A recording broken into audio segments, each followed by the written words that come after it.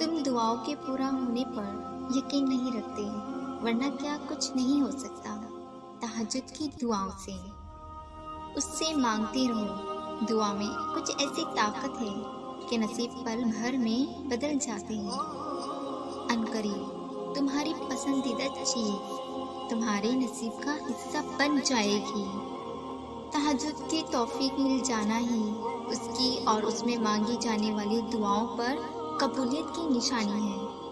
اور بے شک تمہارے صبر کے بعد اللہ تمہیں تمہاری چاہت سے نوازے گا۔ تم تعلق تو رکھو اس سے، وہ الجبار ہے، ٹوٹے دلوں کو جوڑ دیتا ہے، اور جب وہ تمہاری روتی ہوئی آنکھوں کو قرار دے گا تو ہر طرف سکون کی لہر اٹھنے لگے گی۔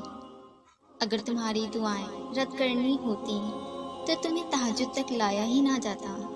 عین ممکن ہے تمہارا صبر تمہیں اس مقام تک لے جائے جہاں تم صرف سوچو اور تمہیں نواز دیا جائے۔ مایوس نہ ہو اپنے نصیب سے، تمہارا مقدر تو اس نے اپنے کن سے سنوارنا ہے۔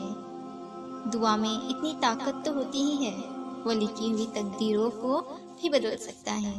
اور جس رب نے اپنی بندی کی دعا مچھلی کے پیٹ سے سنی، وہ پھر کیسے تمہاری دعا نہیں سنے گا؟